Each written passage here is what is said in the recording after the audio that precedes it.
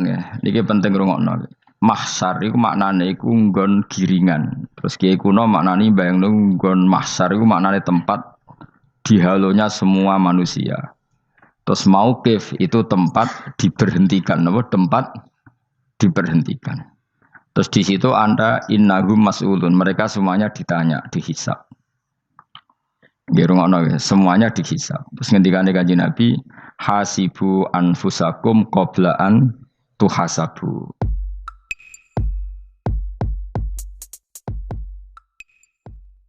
Terus kalau masalah ibadah itu Allah ngambilnya sholat. Awwalu ma yuhasabu bil mar'u napa? As-sholat. Pertama yang dihisab itu sholat. Jika sholatnya lolos, maka hisab yang lainnya napa? Ringan. Gempon ngoten. Terus ada hisab-hisab yang di kula waca mungkin sampean iso ngantisipasi hisab. Nah, jadilah tazulu qadama Adam atau qadama ibni Adam yaumal qiyamah hatta yus'ala an arba'in. Pertama ditanyakan dari sifat mudanya, dihabiskan untuk apa, umurnya untuk apa, hartanya dari mana, setelah mendapat untuk apa. Terus wa an ilmihi madza amila bihi, terakhir setelah mendapat ilmu itu apa yang dia perbuat. Mulane ada orang tok ilmu tidak ditakoki wae pangeran ora te apa takoki. Ilmu iso nglakoni, mboten gadah ilmu ya Gusti. Terus serepet sampeyan. Dunya mboten gadah dunya. Lha apa ning dunya nggih ngentosi mati sing mon-mon niku aman apa? Sebab itu orang fakir itu masuk surga lebih cepat timbang orang kaya kacek pinten 500 tahun ketakoki. Dia apa mboten gadah napa-napa. Iso ngaji mboten. Jadi gak perlu pertanggungjawaban mereka napa. Sekacau. Nah, sementing kula terangno ngeten ya. Niki penting rungokno. Mahsyar iku maknane iku nggon giringan. Terus kiai kuno maknane bayangno nggon mahsyar iku maknane tempat dihalonya semua manusia. Terus mauqif itu tempat diberhentikan, apa? Tempat diberhentikan.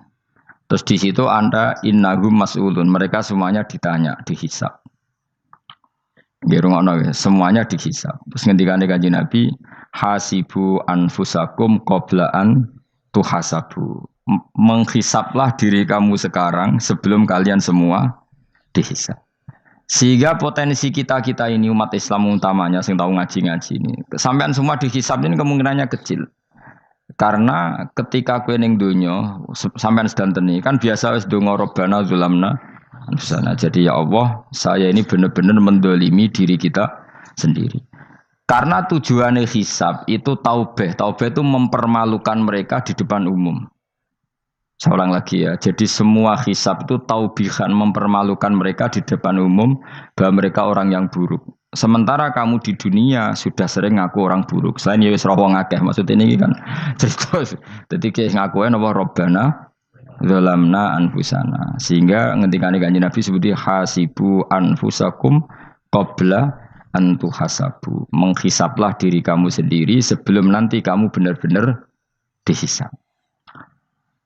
Sehingga umatnya Rasulullah itu kemungkinan kena hisab itu kecil sekali karena tadi sudah terbiasa menghisab dirinya sendiri. Apalagi kita kata Rasulullah, saya dikasih hadiah yang para nabi sebelum saya enggak dikasih hadiah itu. Apa itu? 5 hal itu. Di antaranya apa? Kata Rasulullah, wa utitu khawatima suratil Baqarah. Saya dikasih terakhir-terakhirnya surat Baqarah. Di surat Baqarah itu umatnya Nabi dapat bonus dan ini luar biasa. Yaitu ayat Rabbana la tu'akhidna inna sina wa akhtana. Ya Allah, jangan hisab kami, jangan beri sanksi kami, jangan azab kami kalau suatu saat kita lupa atau salah. KSP nak kue urung salah padahal mesti salah. Rai-rai ini gak mesti salah. Wes gawe perjanjian mbek pangeran Gusti. Dalam perjanjian dong apa? Setiap saat saya salah langsung sepuro. Mun mboten usah istighfar malih pun niki pun niku. Terus deal soalnya deal ini. Lah itu ngendikane Kanjeng Nabi senyum-senyum senenge ra karuan. Dan setiap itu dibaca oleh umatku, Allah sudah jawab qala na'am. Jadi Rabbana la tu'akhifna inna sina aw akhtana. Terus qala Allah menjawab na'am. Terus Rabbana wa la tahmil alaina isron kama hamaltahu 'alal ladzina min qablina. Nabi Muhammad jawab, Allah menjawab na'am. Sampai terakhir wa'fu anna, Allah jawab na'am. Kemudian para kiai itu punya kiat supaya umatnya itu hafal itu. Terus jadi bahan tahlil itu masalah ya. Faminhum ya faminhum. Sing tahlil ya ora paham, sing kritik ya ora paham. Alhamdulillah itu mesti podo-podo ra kena hisab. Mergo podo-podo ora napa? Paham. Jadi ora ono barokah kaya goblok wis barokah tenan. Mergo sing lakoni ya ora paham, sing kritik ora paham. Jadi kalimat yang di akhir surat Baqarah itu adalah termasuk hadiahnya Rasulullah yang tidak diberikan pada Nabi sebelumnya. Ini apa jenis? Uktitu khawatima suratil Baqarah. Saya dikasih akhir surat Baqarah. Gini ku setiap doanya umat Nabi Allah jawab napa? Naam. Jadi ya Allah la tu'akhidna, jangan kasih sanksi kita innasina au akhtona. Allah jawab naam. Itu satu. Terus kedua, umatnya Nabi itu kalau dosa itu tidak perlu prosedurnya harus istighfar. Banyak amalan yang menjadikan diampuni. Misalnya kafaratul majlis itu lafadznya agak istighfar. Subhanakallahumma bihamdik misalnya. Dan banyak imatatul adza anit thoriq. Misalnya Nabi pernah cerita ada seseorang yang nakal, kemudian gara-gara menyingkirkan duri di jalan yang ganggu orang lewat, kemudian Allah memaafkan. Ada yang dimaafkan karena ngombeni anjing, macam-macam lah. Kemudian ngombeni santri, macam-macam. Sehingga potensi kita dimaafkan itu tinggi sekali karena ada sekian amal yang itu menjadi sebab ridhanya Allah Taala. Malah kalau dalam dunia wali itu ada seorang wali mau ngarang kitab, kemudian tintanya itu diminum lalat, dia membiarkan tinta itu sampai lalatnya apa? Sampai kenyang. Kemudian gara-gara itu dimaafkan oleh Allah Subhanahu Wa Taala. Banyak sekali. Sehingga potensi kita dimaafkan tinggi. Terus turu sudah ada orang rasani wong enggak macam-macam lah. Wiku ya insyaallah disepuro pangeran. Dadi ana wali, dadi wali mergo kakean apa? Turu. Ditakoki, "Kenapa kowe kok turu wong wali? Mboten siap roh donya, Gusti." "Kenapa?" "Donya wis rusak tok, patok mboten roh, Gusti." Lah iku ya mari swarga napa? Ya swargane wong turu ya kira-kira tok. Tapi jadi umat Nabi itu luar biasa. Makanya saya yang heran kalau ada orang alim bikin gerakan terlalu tenanan itu keliru. Biasa mawon. Turu ku ya ibadah wae agar gak zina, gak maling, wae agar gak nglakoni dosa gedhe ini sanggep ae napa? Ibadah. Karena tadi Rabbana la tu'akhidna in nasina wa akhtana. Terus Allah jawab na'am. Sehingga kiai-kiai itu takut orang itu lupa terus dimodifikasi sedemikian rupa jadi wiridan. Tapi alhamdulillah kok banyak yang kritik. Jadi ya biar seimbang, no? Seimbang apa alam demokrasi. Jadi aku lagi kecewa ambek sing kritik. Mergo insyaallah rapati paham masalah usul ini. Karena satu-satunya cara supaya orang paham itu pancen yo dijak latihan bareng-bareng. Gak ngono wis malah ra paham blas. Ya tapi tadi ya semua itu resiko. Zaman Nabi Sugeng ana ibadah sunat dilakoni terus, Nabi yo duka, kuwatire dianggap wajib. Tapi nak ora dilakoni blas Nabi yo duka, wong sunat ora tau dilakoni. Jadi sudah alhamdulillah sekarang ana sing ngritik, ana sing setuju biar seimbang no. Wong padha ora pahame wae napa? Padha paham.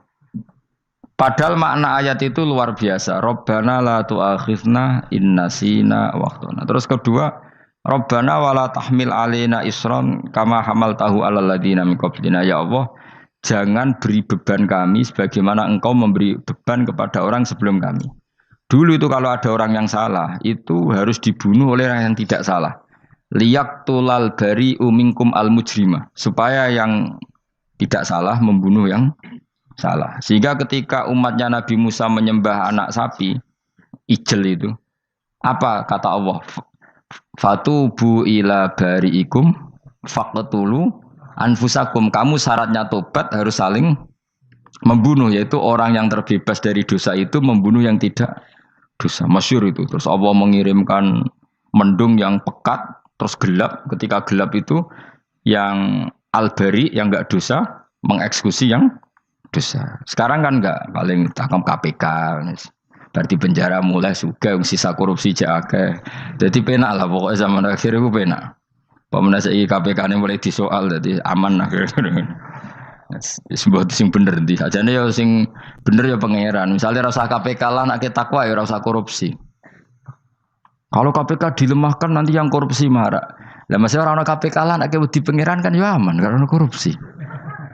Kowe ku aneh-aneh wae. Kowe ku wong mukmin kok bakas ngono. Kowe sementing iku nak kowe wedi pangeran kan ra usah polisi, ra usah KPK, wis tetep ra usah dosa wong wedine mbek pangeran. Nah, kecuali ra usah pangeran ateis, lha iku masalah. Ya, tapi kan omongan ini gak populer, padahal bener. Nah, aneh. Jadi karep pemilu ngene, terbebas korupsi nek ana KPK, urip makmur nek ana menteri kemakmuran. Pokoke kuwabe kuwi mbok gantungno pejabat negara. Mulane tau hitam jeblok, sak jeblok-jebloke. Misalnya rasa sejahtera, saya menteri sosial harusnya gini-gini. Ngono korupsi salah KPK. Ngono ana ora keamanan salah polisi. Senengane nyalahno wong. Gue sekali-kali nganggo tauhid. Nek ana adab iku mergo dosa yang sudah kelewat. Ya tapi kan gak mungkin ngomong bernegara gitu. Tapi atas nama iman bahasa kita seperti itu. Kalau atas nama bernegara emang kita butuh polisi, butuh tentara, butuh KPK. Tapi atas nama iman ya tadi kalau kita diberi sanksi Allah itu rata-rata dari bima qaddamat yadaka itu pasti ada salah yang pernah Anda lakukan. Ya tapi sudahlah ini zaman sudah seperti ini. Sanut umumnya wong akeh. Kalau terang malih masalah hisab ya. Hasibu anfusakum qabla an tuhasabu. Kamu menghisablah diri kamu sebelum kamu dihisab. Misalnya saya sebagai ulama, tentu hisab terberat saya itu kitmanul ilmi, menyembunyikan apa? Ilmu. Karena ilmu kalau disembunyikan tuh bahaya sekali. Bayangkan di alam fisik. Misalnya ada orang berkebutuhan pada kemaksiatan, terus di situ ditulis bar, karaoke misalnya. Orang bisa ke sana karena ada tulisannya, ada WA-nya, ada alamatnya. Kemudian ketika Anda bisa Fathul Qorib, tidak ada tulisannya. Harusnya Anda juga nulis ahli Fathul Qorib, ahli Fathul Mu'in, nah, atau ahli Jaljalut, tulis saja. Ahli Primbon. Enggak apa-apa, tulis saja. Penerus Ronggo Warsito, tulis saja. Zaman gendeng, nara melok gendeng, rakeduman, tulis saja. Tapi barokahnya tulisan itu kan orang bisa tahu. Makanya kenapa banyak orang sufi yang sudah menyembunyikan diri warna nakal-nakal. Karena dia disalahkan Allah. Karena menyembunyikan ilmu. Saya itu orang yang senang tertutup. Kecuali masalah ilmu. Saya mau mengajar terbuka seperti ini. Karena tadi awal dari dikenalinya kemakrufan adalah dimaklumatkan. Awal dari dikenalinya keburukan juga karena dimaklumatkan. Betapa celakanya kalau kemungkaran dimaklumatkan sementara kebenaran tidak dimaklumatkan. Makanya Mbah Mun itu sampai berfatwa, Mbah Mun guru saya itu. Nah ono masjid ora ono menarane Mbah Mun duka. Masjid kok ora ono menarane, wajib ono. Dulu saya iskal kenapa menara jadi wajib. Tapi setelah saya tambah angan-angan, secara fikih jelas tidak wajib. Tapi coba bayangkan, misalnya ada bar lampunya tinggi, orang dari jauh tahu itu bar. Sehingga kalau mau maksiat misalnya ingin ke sana. Sekarang misalnya masjid gak ada menara nih, ada orang ingin sholat, ono masjid tahu orang. Tapi baru kayak ada menaranya kan? Tahu. Intinya semua kebaikan itu harus dimanarohkan. Makanya manaroh itu dari kata nur, dimenarakan, dari kata nur, dari kata dicahayakan, dimaklumatkan. Sehingga mulai dulu lama itu meskipun humul itu menyembunyikan diri. Tapi kalau masalah ilmu mereka membuka diri. Loh coba kalau misalnya ngaji seperti saya ini, saya tidak terang-terangan jadi orang alim. Sebetulnya nggak baik. Kalau kamu ujub, sombong, aku orang alim itu tidak baik. Tapi kalau kita kan tidak karena ujub tadi, harus memaklumatkan. Coba berapa bapak-bapak yang tertolong nyari bidan ketika istrinya hamil. Gara-gara tulisan, karena yang nolong itu bidan. Ya kan? Dokter gigi. Atau kalau nggak dokter, ya ahli gigi. Ahli gigi itu yang dipasang tanpa medis itu. Nggak kamu menjadi tahu karena apa coba? Tulisan. Tapi kenapa kebaikan tidak seperti itu? Harusnya sampean itu tulis saja. Misalnya sampean nggak alim saja, maklar orang alim. Siap menyalurkan ke tempat-tempat orang alim. Coba TKI tenaga kerja itu. Mereka tahu Korea, Hongkong karena tulisan penyalur tenaga kerja. Tulis saja rumah kamu penyalur ke orang alim. Nanti antar kebeduan. Kalau ada orang tanya, maksudnya gimana? Kalau butuh orang alim, tak antarkan. Oh ya sudah, itu kalau se-Indonesia, itu luar biasa. Jadi yang ngajinya dulu Fathul Qorib sampai bab sholat itu saja. Ahli Fathul Qorib sampai bab sholat. Tulis saja dalam kurung, pemahaman pas-pasan. Enggak apa-apa. Lo coba, dokter itu kan fair. Kalau ilmunya pas-pasan tulis dokter umum. Kalau dia merasa pinter, dokter spesialis. Dan itu menjadi orang tahu. Tulis saya kan ke ahli saraf. Nah, lo buatan guyon itu betul. Makanya saya ini termasuk orang yang menyembunyikan diri. Tapi kalau bab ilmu ndak. Sehingga nyun sewu saya tidak sombong banyak gus-gus alim yang ngaji saya jamul jame, ngaji mahali. Padahal itu kitab tersulit di pondok. Tapi gara-gara saya sering cerita, saya pernah ngaji jamul jame sama Mbah Mun. Saya pernah mentakriri kitab ini, kitab ini. Nya banyak yang ngaji saya. Kalau tanpa itu kan mereka tidak tahu. Ya sampean nggak apa-apa kalau menyaingi saya, tulis saja di rumah kamu ahli jamul jame. Barang diparani ahli apa? Ahli jilid. Maksudnya kalau kitab kamu rusak bawa sini. Ya nggak apa-apa. Nah, sehingga syarat utama jadi nabi itu sebetulnya memaklumatkan din kiri. Ya saya ulang lagi. Pertama nabi jadi nabi syaratnya apa? Memaklumatkan diri. Sehingga pertama beliau jadi nabi naik gunung Sofa, kemudian ya maksara Quraisyin halummu ilayya, wahai orang Quraisy ke sini. Terus nabi mulai manggil satu-satu, ya bani Abdi Amanaf ke sini, ya bani Fihr ke sini terus. Saya ini adalah an-nadhirul mubin. Saya sekarang diangkat jadi nabi. Terus Abu Lahab marah-marah, tabban laka ya Muhammad alihada jama'tana.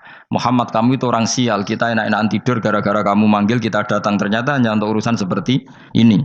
Makanya terus ada tabat yada abi labi watab.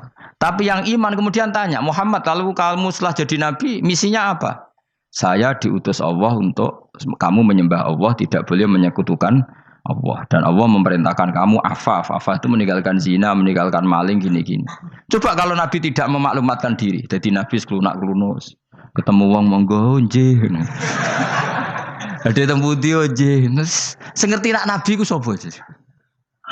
Sehingga orang-orang yang humul, yang menyembunyikan diri itu di bab ulama masalah besar itu. Karena ciri utama dosa adalah kitmanul ilm. Makanya Nabi sidik amanat tabligh fatona. Tabligh itu lawan katanya apa? Kitman. Makanya saya ngaji di mana-mana. Saya di Jakarta ngaji, di sini ngaji, di Pasuruan ngaji. Harus dimaklumatkan ilmu. Dan kalau ada orang tanya ya tak jawab. Saya tuh kitab yang paling aneh di pesantren, misalnya yang mulai aneh lah, gak jamul jame. Saya sampai sekarang masih ngajar jamul jame. Kitab yang aneh. Macane lagi roh judulnya pusing. Jamul Jawame, kumpulane pira-pira kumpulan. Dadi ilmu apa ae ana ning kono. Sing gak ana ilmu dukun, mboten enten. Ilmu carane bodoni ya ora ana. Ning kono mok carane mlebu swarga tok. Mane potensi kula mlebu swarga itu tinggi sekali. Cara sing model piye duwe. Dadi mun. Dadi cara sing model piye duwe. Dadi cukup banyak napa? Cara. Sampe nek cara sitok orang mesti, kalau nu gak ada cara kata. Jadi nak dari cara iki mentok, ganti cara iki mentok.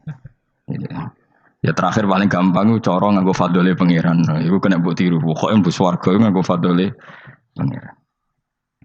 Masalah utama kita sebetulnya itu. Makanya saya tidak pati cocok sama orang sufi itu. Kebenaran itu harus dimaklumatkan. Sementara orang sufi itu ingin menyembunyikan diri. Itu kalau untuk yang alim itu tidak bagus. Wong kita saja tahu itu dokter atau bidan karena tulisan. Ini bidan, ini dokter. Dan mereka jujur, dokter umum, dokter spesialis. Loh, coba misalnya di kota, kamu tulis saja, penyalur kebaikan. Orang yang ingin mondok, pondok pilihannya ada, Sarang ada, Peloso, Lirboyo. Kalau saya ke sana gimana? Saya kenal Gusnya. Tak anter. Wan keren, juga ada penyalur. Kalau orang bisa tersalurkan ke Korea, ke Korut, ke Jepang karena tulisan, kenapa tidak banyak orang tersalur kebaikan karena tulisan? Ngoyo orang mau kelunak orang jelas. Meskipun nanti ditawari orang, mesti dulu sih ahli takrib, mesti wong guyu. Ahli Fathul Qorib sampai bab sholat. Tulis saja jujur, maaf tapi hanya sampai bab sholat. Tulis saja, ada maafnya bareng, maaf. Tapi sampai bab sholat. Enggak apa-apa. Paling untuk wong sowan, larian mau doa jenengan 2 tahun. Tapi ini bodohnya mau 3 bulan, mulai ngajine dok bab. Enggak apa.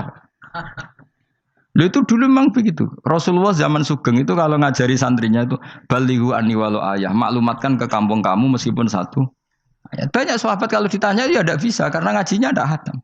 Tapi ya terus, gak apa-apa, kok tak soal Abu Bakar, tak soal Umar, ditanyakan yang lebih pintar. Saking tidak pahamnya sahabat itu lucu, ketika ada ayat Wa kulu washrabu hatta yatabayyana lakumul khaytul abyadu minal khaytil aswad. Itu kalau mau tidur ya benar-benar bawa benang putih sama benang hitam ditulis dipasang di pintunya. Jadi kalau makan diinceng lagi, kok masih belum kelihatan, wah masih boleh makan. Terus begitu. Kalau sudah mulai syuruk, mulai padang, wah berarti sudah imsak. Jadi karena makanlah dan minumlah sampai benang hitam terbedakan dari benang putih. Artinya kalau malam kan dulu kan nggak ada listrik, nggak ada lampu, berarti kalau benar-benar masih malam nggak terlihat, berarti masih boleh makan. Nanti terus dilihat gitu. Terus, ya sudah wakafnya di situ. Hatta yatabayyana lakumul khaytul abyadu minal khaytil aswad. Wakaf dulu. Terus akhirnya Kanjeng Nabi itu piye kok umatku dadi masangi benang ini. Akhirnya Jibril teko. Ini makanya unik dalam ulumul Quran. Satu-satunya ayat yang diturunkan hanya satu kata itu ya ayat itu tok. Terus Jibril datang, Muhammad ayatnya itu kurang sitok. Minal fajr. Terus ditambahi minal fajr. Jadi minal fajr itu unik. Ada Jibril jauh-jauh dari langit. Iku mau nurun apa? Minal fajr. Makanya kalau kamu nanti dites, kalau ingin jadi dokter tafsir dites, ada satu kalimat yang diturunkan jauh-jauh Jibril ke bumi. Apa kalimat itu? Jawab baik, minal fajr. Wis alim gue yakin alim. Memang ikut tak? Masa itu? Mereka gara-gara sahabat itu terus masangi apa? Benang ngincang. Akhirnya minal fajr. Baru mereka tahu maksud fajar, maksud apa? Benang hitam artinya malam, benang putih artinya fajar. Sodik sudah menyingsing. Semenjak itu sudah ada benang-benangan karena jadi orang-orang ngono maksudnya iki kurang sithik gitu terus turun apa? Minal fajar ya. Jadi nanti kalau sampai latihan tes jadi dokter apa? Tafsir. Ayat mana yang diturunkan hanya satu kalimat atau satu kata jawab apa? Minal fajar. Lolos langsung dokter. Pun pinter. Ya pinter ngerpek maksudnya ora dikandani. Lah nanti hubungan kita dengan Allah ya seperti itu. Sejauh mana kita memaklumatkan Allah. Sejauh mana kita mengkampanyakan Allah. Saya berkali-kali bilang, saya kemarin kan di Korea, itu sebetulnya saya yakin hanya doa saya. Saya sering berdoa, ya Allah, Engkau dipuji di langit dan di bumi. Lalu kalau di bumi ateis, itu caranya kayak apa? Dulu saya itu terobati karena Uni Soviet setelah persemakmuran banyak menjadi negara Islam. Berarti itu bukti bahwa Allah pun dipuji di bumi Uni Soviet. Lalu yang kayak Korea kayak apa? Ternyata betul Koreanya tetap ateis, tapi gara-gara diserbu wong Indonesia. 49.000 wong Indonesia ning Korea Selatan. Iku mbok gawe sing salat separuh, iku jek piro? 24, kira-kira ya selawe digawe 20.000. Wis 20.000 salat kabeh, tahlilan kabeh surwame. Lah kok sing ngritik tahlil muni sunah Rasul tok surwame. Pokoke rame lah walhasil. Kita tahlilan wah itu enggak ada hadisnya. Enggak apa-apa sing penting muni hadis sing sitok tahlil muni hadis ya ibadah, tahlil ya ibadah. Mbok lah soal kok bener ding totalan guri sing penting rame, maksudnya sementing rame ngomong visi Islam. Gitu Islam tahlil, situ Islam sunnah Rasul gak masalah. Wong ape yakin bener saiki ya ora ono klarifikasi. Tapi sementing kan kabeh ngomong tentang Islam. Artinya gini, Allah punya cara untuk supaya bumi Korea itu ada yang bertasbih bersujud. Mil'us samawati wa mil'ul. Allah tidak kurang cara. Golek wong kedonyan ditawarik ke sana demi uang. Bareng wis ning kono dielingno pangeran. Segawe masjid, kontrak masjid macam-macam lah, masjid kontrakan ning Korea. Nang kene ra ono masjid. Pusing. Saya pernah ngisi di satu masjid itu gambare pintu gerbangnya bukan salib kan. Ternyata tingkat 1 itu gereja, tingkat 2 bar, tingkat 3 masjid. Kadang ya kebalikan masjid, bar, gereja. Satu gedung. Jadi malaikat saya tidak tahu lewatnya gimana itu kan. Enggak tahu itu cara lewat gimana karena malaikat bagian rahmat itu enggak bisa dia lewat salib ya. Tapi dia harus menulis ganjaran yang sholat. Enggak tahu saya lewatnya dari mana karena itu. Ya tentu dia punya cara lah. Tapi yang jelas ya agak bingung ini gimana. Itu pernah yang tingkat 2 itu bar pas aktif. Ada santri yang ya pekerja imannya pas-pasan. Kalau nanti gus badhe Jumatan mlebu bar pas aktif wae wong ayu. Meh wera Jumatan. Mergo mau tingkat 2 bar, tingkat 3 masjid. Itu ono khutbah yang barnya tetap main, ada bar yang masjidnya tetap khutbah. Itu masuk bar. Itu Jumatan apa ning kene wae.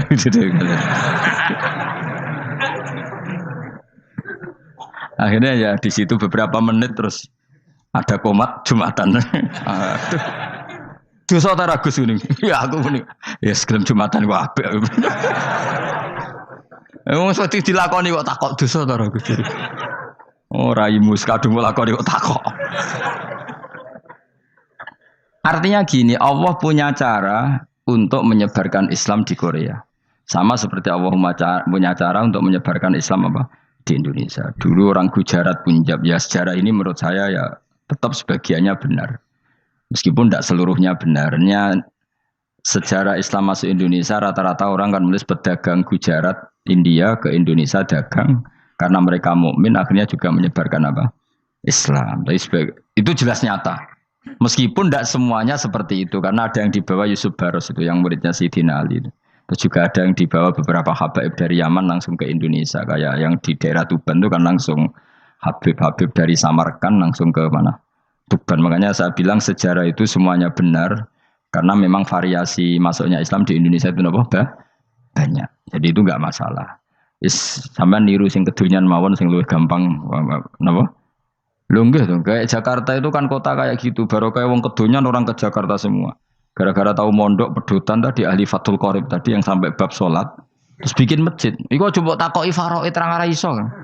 Pemene takoki muamalah terang ora iso, tapi nak trimo carane salat sing batal apa ngentut roh dene. Aduh. Ilmune kok roh nak nganti bab iku jek roh. Sing batal salat apa jek roh dene. Ngentut nyekel wong wedok jek roh. Tapi mbok aja takoki sing detail apa? Cara mengenali kiblat dengan hisab ya marosdil kiblat wis ora ngara iso. Atau nganggo komputer delok. Nganggo jam, nganggo kompas. Padahal ana ilmune ya marosdil apa? Kiblat. Di bulan tertentu, hari tertentu itu nanti matahari tepat di atas Ka'bah. Ora ngara iso nek ngono niku ora ngara iso. Ya saya ulang lagi ya. Jadi kesalahan kita adalah kebenaran itu kita sembunyikan. Padahal awal dikenalnya Islam itu lewat i'lam. Fasda bima tu'maru. Kebenaran harus dimaklumat. Tapi problemnya Islam Indonesia tuh kadang humul tuh bangga. Enggak dikenal orang itu bangga gini. Oke lah, kalau yang enggak, saya sendiri ya suka humul. Sampai sekarang saya suka humul. Saya sampai sekarang enggak suka tamu. Bukan karena benci tamu, ribet. Maksud saya kalau sowan kiai ya ngaji saja, ora usah sowan. Oh ribet. Lha lucu kan, seneng Gus Bak jare wong alim. Terus senenge mau sowan tok ngaji ra gelem iku piye karepe? Wong kok aneh. Iku berarti kok karo kowe seneng dokter, di konsultasi obat ra gelem tapi ngajak jagongan. Dok, jenengan tiyang pundi? Jenengan manggen dalem mriki mulai tahun pinten? Lah ya kowe takok dokter kemalan. Mesti nek kowe takok laram apa, obate apa kok malah kenalan.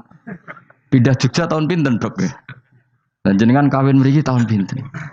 Lha wong jare Gus Bae wong alim kok sowan ngono. Jenengan kelahiran tahun pinten, Gus? Zaman dinosaurus.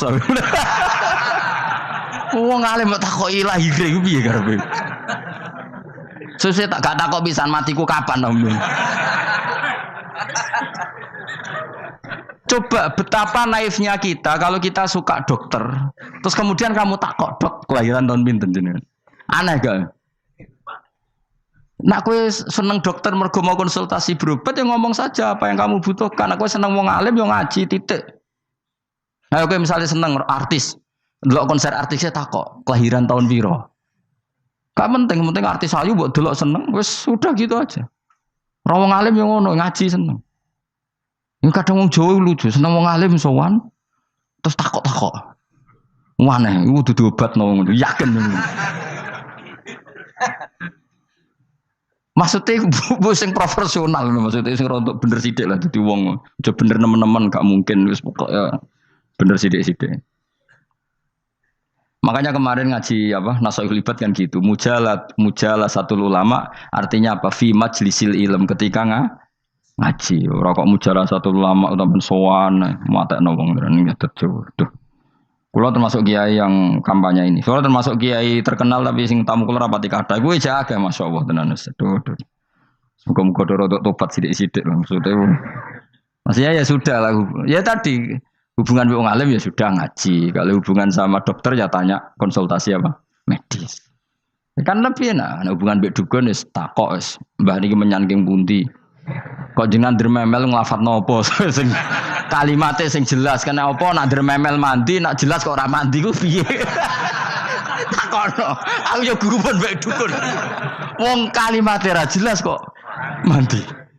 Nak jelas gak mandi. Mergo nak jelas kita bodoh nih. Ayo gumun mantra iku mesti gak wae rungokno tenanan kalimatnya terus ora jelas. Dukun-dukun dulu. Ya kok mandi, nak jelas malah mandi. Mandine tenan ora ya ora. Ya saya ulang lagi ya. Jadi sebab itu di Quran sering ada kata i'lamu, kenalilah, ketahuilah. Jadi awal dari agama ini adalah harus tahu. Maka menyangkut harus tahu ini lalu Allah bikin media. Media itu apa saja. Tapi lalu kita bisa berdebat tentang media, itu yang kita tidak tahu nanti hisabnya di depan Allah Subhanahu wa taala. Saya sampai sekarang itu nggak tahu, nggak pernah bilang halal, nggak pernah bilang haram. Misalnya gini ya buat ini dengerin ya. Di Korea ini sering teman-teman cerita. Ada beberapa majikan yang baik sama umat Islam, yang bekerja-pekerja Muslim. Itu kalau dipamiti sholat, kan, Pak majikan saya mau sholat. Sholat itu apa? Mereka bilang dengan bahasa analogi di Korea, pokoknya sholat itu sembahyang. Ketika sholat itu ditanya sama orang Korea, loh kamu itu sembahyang kok tidak ada patungnya? Karena pengetahuan mereka yang namanya sembahyang itu ada patungnya. Ada yang baik, apa sekalian tak belikin patung? Jadi wong Islam pas sholat tuh didelok ngarepe dhuwure kok gak ono patung. Ono sing ape sujud tuh digambarno salib. Mergo dekne denger-denger kalau karena tidak tahu Islam itu apa. Sementing ada personifikasi Tuhan. Ada lagi ini yang agak ngeri. Ada pegawai Garuda karena dia agak terpelajar waktu sholat dia sholat sama krunya di mall. Itu langsung security mall nelpon polisi. Ini ada ritual teroris gitu. Jadi sholat itu dianggap mukadimah sebelum ngebom. Jadi ritual. Pertanyaannya adalah karena mereka tidak pernah ngerti sholat itu kayak apa. Dan kadang-kadang orang ngerti bahwa sholat itu adalah ritual umat Islam itu lewat media. Media itu bisa berita, bisa dokumenter, bisa apa saja. Kita tidak pernah tahu cara Allah mengertikan. Seperti kita tidak pernah tahu madzhab Mu'tazilah, tahunya itu dari kitab-kitab ahli sunnah wal jamaah. Coba kita semua misalnya tahu madzhab yang aneh, Mu'tazilah, Jabariyah, Qadariyah, itu dari kitab mereka apa dari kitab ahli sunnah? Dari kitab ahli sunnah. Maka bisa saja informasi keburukan itu dari orang baik dan informasi kebaikan dari orang buruk. Kita tidak pernah tahu. Karena ini yang bisa ngelola hanya Allah Subhanahu wa taala. Tidak bisa, kita tidak bisa, hanya Allah yang bisa. Maka perdebatan Ahmad bin Hambal dengan Haris al-Muhasibi itu seperti itu. Misalnya gini, tak kiri contoh. Haris al-Muhasibi itu orang alim allamah. Dia ahli sunnah mandat, pokoknya ahli sunnah sekali. Dia mau ngarang kitab tentang dia menentang Mu'tazilah, menentang Qadariyah, menentang Syiah. Terus setelah mau ngarang kitab, ditanya sama Imam Ahmad, ya Haris, kalau kamu ngeritik Mu'tazilah, awalnya gimana caranya kalau ngarang kitab? Ya saya cerita pendapat mereka dulu, lalu saya saya tentang. Imam Ahmad guyu-guyu. Bukankah setelah kamu cerita mazhab mereka plus argumentasi mereka, jangan-jangan pembacanya sudah tertarik. Pas kamu nentang, kamu sudah dianggap gawe-gawe. Karena kadung tertarik. Saya tak contoh wae, misalnya gini, kowe sekarang rasa bareng dadi wong soleh biasa wae. Aku ana gambar wong wedok montok tak tulis, hindari ini. Kira-kira dia maca hindari apa gambare? Enggak jawab ya, kira-kira lho. Sing mbok nikmati kata hindari apa? Sing mbok eling-eling kalimat hindari apa gambare? Kira-kira. Padahal tulisannya apa? Hindari bahaya ini. Bahaya ndi terus didelok. Terus sing dieling-eling ora hindarine tapi sama. Pendapat Mu'tazilah itu ada yang menarik. Misalnya gini, menurut Mu'tazilah, seseorang masuk neraka ya karena amalnya, masuk surga ya karena amalnya. Apa artinya kalau masuk surga karena fadli Allah? Lalu gunanya amal apa? Mungkin pembaca kan tuh, wah ini proporsional ini. Gak ada ahli sunnah, jadi bu swarga mergo fadli pangeran kok enak. Lalu gunanya amal apa? Padahal dia tahu pendapat Mu'tazilah itu dari kitab itu, kitabnya orang ahli sunnah wal jamaah. Gak pernah tahu kita. Ya saya ulang lagi, itu kan ibarat kayak KUHP. Kamu baca KUHP draft, terus kamu cocok. Kamu mesti nyalahkan yang demo. Atau baca buku selebaran orang demo, kan terserah kamu. Kamu kan punya akal, kan tetap milih. Tetap milih. Problemnya kata Imam Ahmad itu, ketika kamu menceritakan pendapat Mu'tazilah, bisa-bisa orang itu kadung tertarik. Ketika mulai kamu tentang, orang itu gak tertarik sama penentangan kamu. Berarti kamu ikut menyebarkan Mu'tazilah. Sama seperti tadi. Gambar perempuan yang agak jorok tadi sebetulnya tak tulisi kata hindari. Padahal Ruhin gak tahu eling wong wedok gara-gara tak kei gambar hindari bahaya ini malah jadi eling. Ora eling tulisane eling. Nah, hakikat saya ini penyebar kata hindari apa penyebar gambar itu? Coba. Lalu status saya ini pengedar gambar itu apa pengedar kata hindari? Lah iya yang mengedarkan kata hindari tapi yang mengedarkan. Nah, sama sekarang pertanyaannya, kalau kamu ngarang kitab anti Mu'tazilah itu sebenarnya pengedar mazhab Mu'tazilah apa penentang? Ya pengedar juga karena umat tahu dari kitab kamu. Dong toh. Lah ya mulane ku dadi perdebatan, kok kaya iya kaya ora. Juga tuh gale gini misalnya. Kamu jangan milih presiden yang dari militer, itu pasti keras, tegas, terus kaku. Ternyata pembaca itu wataknya militer. Lu cari yang begini, pusing kan kamu. Agak suka presiden sipil, nggak tegas. Padahal kamu nulis itu untuk menggiring orang milih presiden. Jangan milih yang militer, pasti tegas, nggak demokratis, nggak nerima pendapat. Ternyata pembacanya suka saya punya pemimpin yang tegas. Habis kamu kan? Yang tahu hati orang itu siapa? Makanya ketika kitab ahli sunnah dipenuhi dengan cerita-cerita madzhab Mu'tazilah, itu sebetulnya kamu itu pengedar apa penentang? Itu pertanyaan Ahmad bin. Akhirnya Imam Haris Al-Muhasibi bilang gini, enggak maksud jenengan itu ngelarang apa dukung. Pokoknya mergo mangkel. Dari Imam Haris, yo aku pokoknya ngomong ngono ae pokoknya. Terus akhirnya Imam Yus nangoten kita arahe jenengan mboten sedo ngarang. Makanya Haris Al-Muhasibi akhirnya enggak mengarang kitab itu. Dia sebenarnya pernah rencana Kitabul Firaq fil Islam. Dia mau ngarang kitab kelompok-kelompok dalam Islam. Ya coba mau apa coba?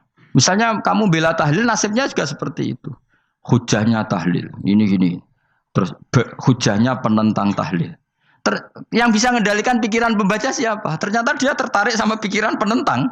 Lucunya yang menceritakan kamu, pengagum tahlil. Kan tidak pernah tahu. Mana nak dari ceritanya Mbah Mun itu lucu. Mbah Mun itu mondok Lirboyo. Itu di Bandar Kidul akeh wong ayu. Itu dulu babahnya Mbah Mun itu ada yang suka orang sana sampai nikah orang sana juga pulang ke sarang. Itu di antara mbah-mbahnya Mbah Mun. Suka perempuan sana terus nikah sana enggak pernah pulang ke sarang. Lah Mbah Mun itu lahir dari adiknya, pokoknya dari keluarga, dari saudara yang enggak pernah pulang dari Bandar. Diwasiati, "Mun nak mondok ojo geman dolan ning Bandar Kidul." Akeh wong ayu. Akhirnya malah penasaran. Justru kalimat itu yang menjadikan maksudnya aku ajune nganti sepiro kok nganti mbahku katut kan malah akhirnya penasaran. Lalu kata Mbah Mun tak angen-angen bener Imam Ahmad bin Hambal. Maksudnya itu kalimat itu pancen ribet. Kalimat itu ribet pancen. Coba milih mana coba? Jong ojo geman moro pasar opo lah nang daerah kono. Ono opo? Bahaya kan. Gara-gara kamu melafatkan itu malah orang penasaran. Di sana ada bareng delok ning kono ya nak terus mulai nak ora. Nah, makanya pertanyaannya, pengarang buku juga kena hisab karena sebetulnya apa yang dia tentang orang lain menjadi tahu karena ceritanya dia. Coba kamu ngarang kitab saja yang anti Syiah atau anti Mu'tazilah atau anti Murji'ah atau anti otoritarian, mesti pembaca itu enggak bisa kamu kendalikan. Nah, itu juga rawan hisab. Makanya berat. Pokoknya walatus aluna yauma idzin anin naim. Semua itu nanti dimintai tanggung jawab oleh Allah Subhanahu wa taala. Karena kita tidak pernah tahu. Akhirnya Haris Al-Muhasibi gak ngarang kitab. Imam Ahmad itu tidak punya karangan kecuali riwayat Musnadu Ahmad bin Hambal. Kalau gak ada 14 juz. Dia tidak punya karangan. Ketika ditanya, saya takut membuat hal baru dalam Islam. Karena karangan itu kan mesti melogikakan hukum. Sementara Allah tuh kadang nggak butuh dijustifikasi seperti itu. Jadi cara kitab usul fikih ini, sama tak bedai. Mungkin nggak Allah menyuruh kamu ngangkat gunung Merapi tanpa alat? Nggak, jawab saja. Latihan pinter. Mungkin nggak Allah menyuruh kamu disuruh ngangkat gunung Merapi? Mungkin nggak? Mungkin apa enggak? Nah, itu ulama usul fikih berdebat. Ada mengatakan tidak mungkin. Karena Allah tidak akan memerintahkan sesuatu yang tidak dimampui mukhatab, yang tidak dimampui manusia. Masuk akal. Kaul kedua mengatakan mungkin. Butuhnya Allah itu mau wong muni yo tok nurut. Senajan to gak mungkin. Ayo Hen, Gunung Merapi angkat Hen. Nggih Gusti, siap. Langsung melayu moro. Wih Allah wis seneng, wah nurut aja iki. Tapi ya kemungkinan cek goblok ora takok sik. Kita kan tidak pernah tahu, makanya ulama ini debat. Kira-kira nak Hen Gunung Merapi angkat. Potensinya kan dua, kue langsung melayu apa ngangkat. Potensinya kan kok goblok kayak ngono ora takok. Bicarane kok. Tapi ya mungkin dilembek pangeran. Cek nuruti, ora paham-paham lah melayu. Ki milih ndi? Status sing ngene iki nurut apa goblok? Jawab, nurut apa goblok? Ya nurut goblok. Ya coba ngono. Kita ndak pernah tahu. Mulane tetap pada akhirnya kita itu wa in adri. Kita tidak pernah tahu. Tapi kita tahu bahwa semua ada hikmahnya. Makanya kadang orang alim itu bilang saya alim, kadang bilang saya tidak tahu. Maksudnya kita tahu Allah memerintahkan pasti ada hikmahnya, tapi kita tidak tahu maksudnya apa.